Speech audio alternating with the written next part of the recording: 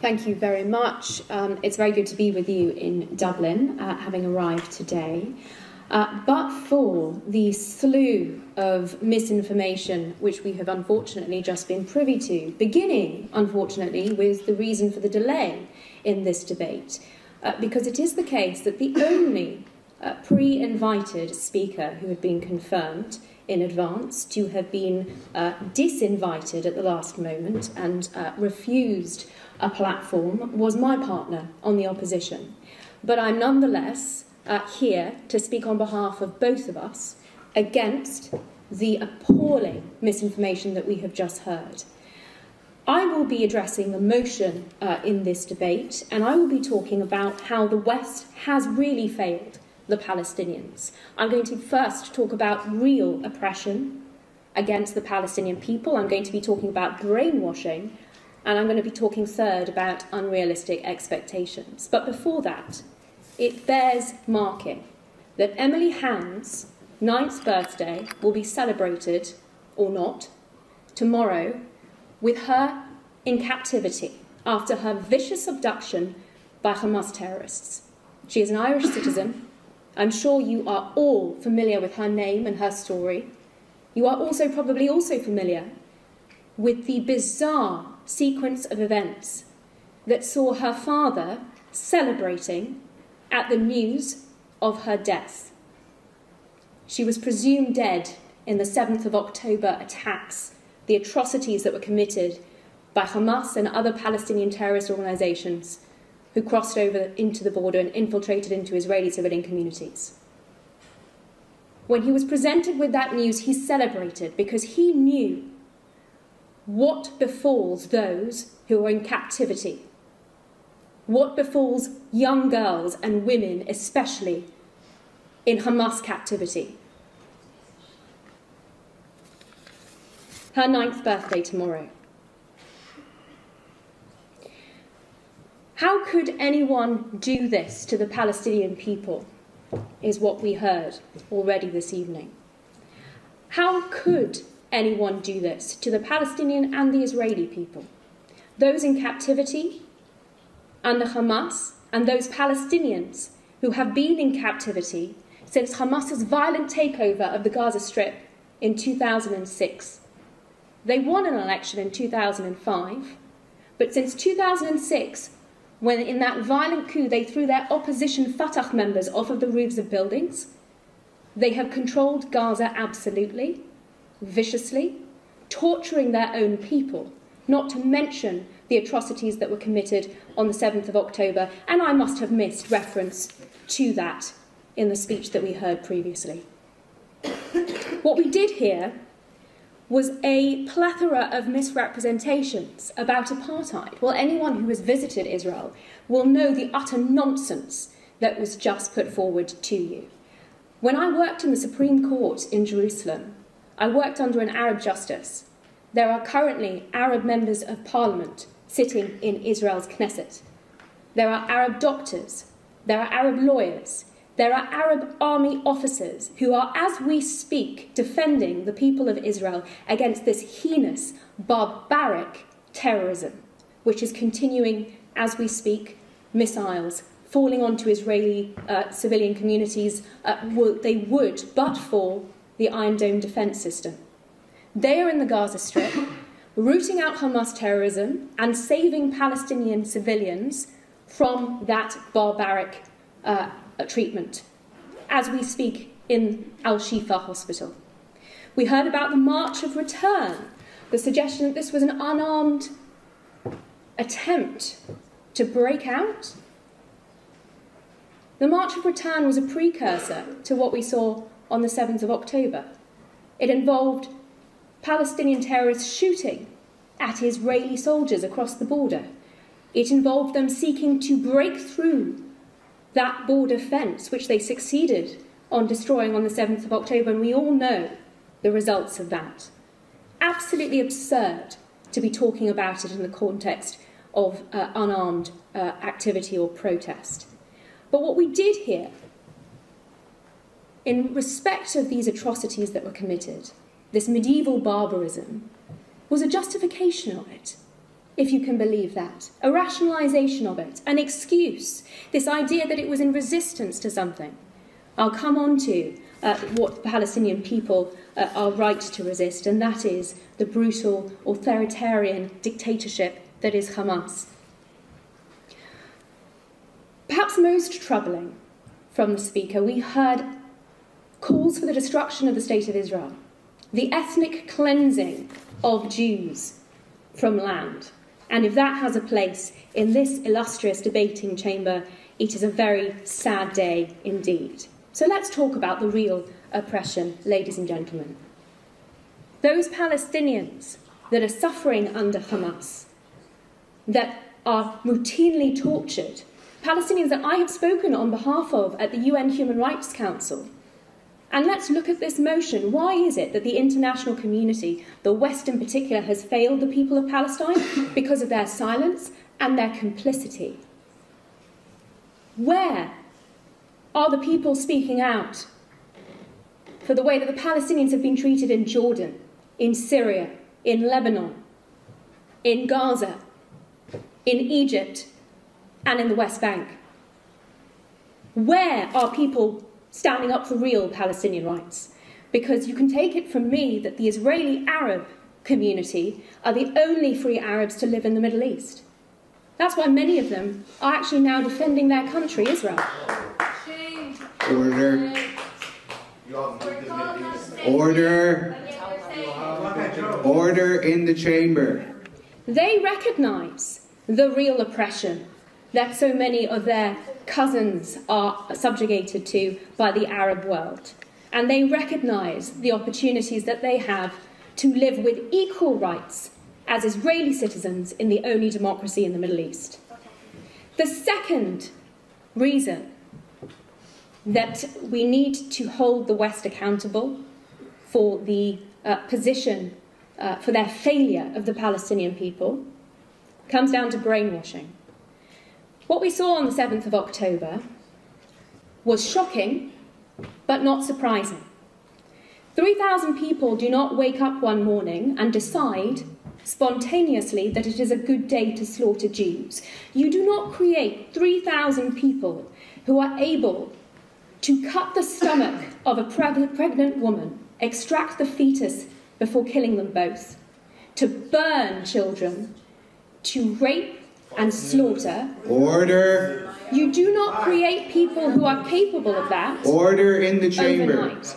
Anyone asking for evidence here? Order in the chamber. Anyone asking for evidence here needs only look at the videos that these terrorists have put out onto social media. Order in the chamber.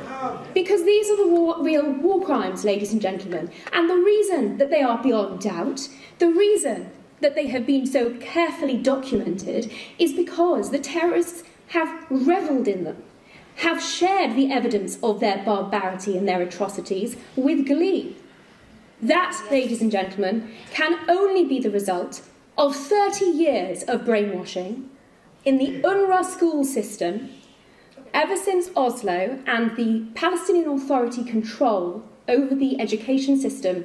We have seen textbooks and schools and television programmes for children exalting martyrdom, encouraging the exact acts that we saw on the 7th of October, the same ones that were attempted in that so-called March of Return, and the international community has to take responsibility for that, for the funding that it has provided, and for the UNRWA school system in which, according to their own statistics, 3 out of 4 of the terrorists who crossed that border on the 7th of October were educated in. And let's not forget, ladies and gentlemen, this is not just Hamas.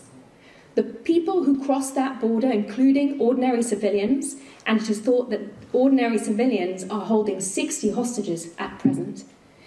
The terrorists included Hamas, Palestinian Islamic Jihad, Fatah, affiliates of the PLO, the so-called moderates in this equation. Under the pay-for-slay salary system, the Palestinian Authority, the so-called moderates, pays the salaries of terrorists no matter what banner they coalesce under. They pay them according to how many Jews they slaughter, the severity of their crimes and how long their sentences. That is brainwashing and incentivization to terror. When you promote hate you reap war. And the final point to address here, the international community's responsibility for the international community's failure of the Palestinian people is unrealistic expectations. And on this, I take the words of the Palestinian Authority President, currently in his 18th year of a 4-year term, Mahmoud Abbas, in respect of Obama's policy on settlements, requiring the ethnic cleansing of Jews in Judea and Samaria. What was Mahmoud Abbas's response? He said, "How can I be less Palestinian than the President of the United States?" What did he mean by that? He meant that when America took positions advocating for the ethnic cleansing of Jews, advocating for things that no responsible Israeli government would countenance, he, as the President of the Palestinian Authority, was hamstrung. He could not go to a negotiating table asking for anything less. He could far less leave a negotiating table having achieved anything less than the President of the United States was asking for. So it is in that context that promoting those unrealistic expectations has been pushing peace further away, has been increasing divisions, and that lies at the responsibility of the international community also. On those counts, on the real oppression that the Palestinians are facing, on the brainwashing in UNRWA schools and the incentivisation under the pay-for-slave policy, and on the constant perpetuation of unachievable positions in pursuit, supposedly, of peace, the West has indeed failed the Palestinian Arabs.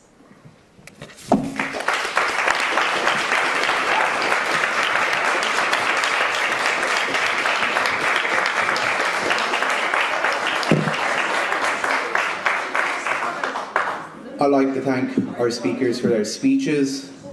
If there are any questions, please keep it to questions and not statements.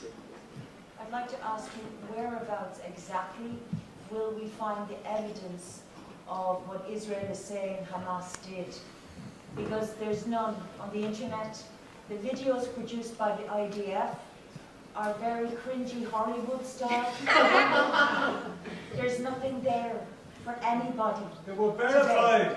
Order in the chamber. Order in the chamber. No, you're lying. Can you tell me where to find them? You know, you stood there and spoke and you there's What it? Okay, that's enough. Here. Here, I have a microphone. Would you behave yourself? Oh, sorry, so when I'm behaving myself, you're going to nuke me, are you? I'm not Islamic. Okay. Hear that?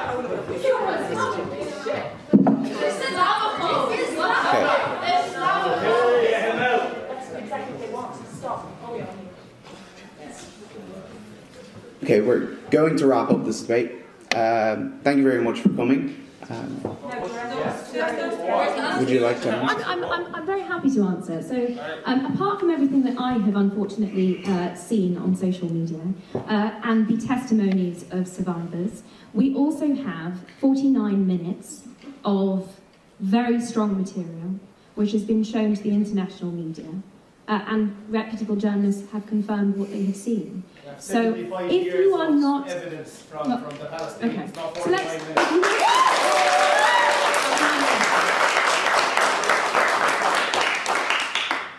It's very interesting that people talk about 75 years, because there is a misconception that is propagated, it seems to have fallen away in the last month or so, that actually the only objection that the Palestinian leadership has is to Israel after 1967, when Israel recovered territory that had been occupied by Jordan and the West Bank in particular. Right. Yeah, 75 years has been brought up, and that requires an answer.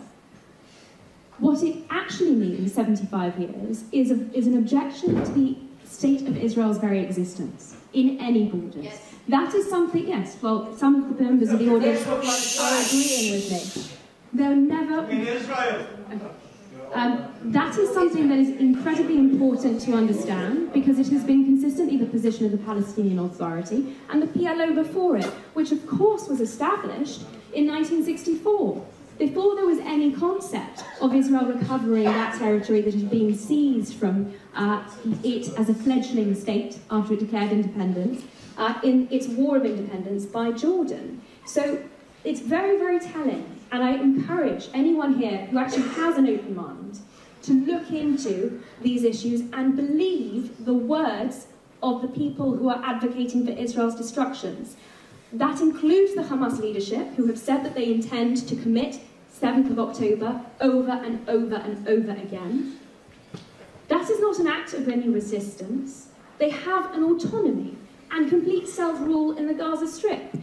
This evening, there was supposed to be a representative of the Palestinian Authority. Who is that person a representative of if there is an occupation? She would be an Israeli diplomat here this evening if there was an occupation. You are being fed misinformation, and I urge you to listen to the words of the Palestinian leadership, that of the PA and in the Gaza Strip, and in particular of their paymasters in Iran.